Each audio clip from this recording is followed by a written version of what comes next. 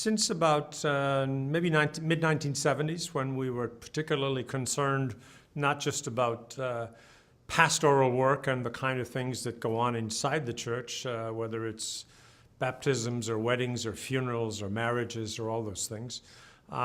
We also were concerned about the quality of the institutions and the organizations that were continually being formed, whether they were for-profit or not-for-profit, and of course the biggest institutions being government institutions. So we've kind of worked over the years to try and make sure that we participate in the major policy debates that are out there at the World Bank, at the IMF, especially as their policies may impact people in Ghana, people in Peru, Bolivia, Zambia, where I just came from. And that's the policy side. I think probably also became clearly interested because we have assets. We're not hugely billionaires, but we do have a fair amount of assets that we have and that we invest. Assets that are used as foundations or endowments or pension funds and the like.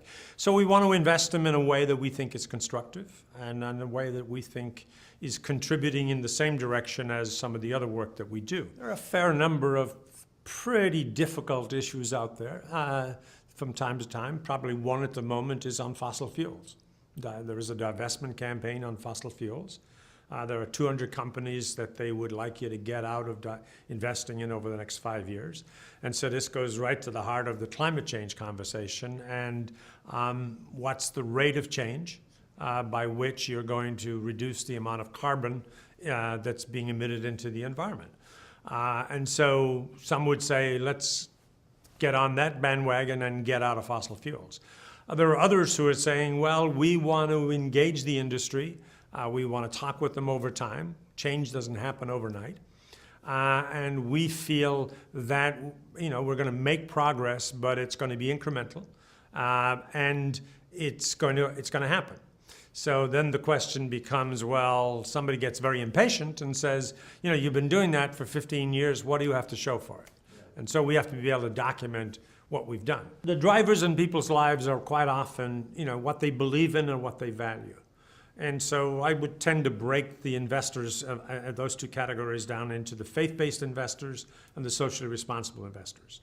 And so many people, in terms of the faith-based, first of all, they're fairly observant, whether they're Jews or Muslims or Catholics or Hindus or Buddhists, and they're looking for some consistency, congruity between, what they're practicing in terms of their faith on a daily basis and what they're doing in terms of their business world or what they're doing with their investments.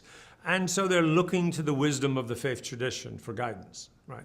And that can be around human rights, it can be around alcohol, it can be around tobacco, it can be around gambling, it can be around the environment. There's a wide variety of issues that they're going to draw out of those traditions. All, I would say, in the service of hoping that where they're investing their assets are making a constructive contribution to building a better society, not just domestically, but internationally as well.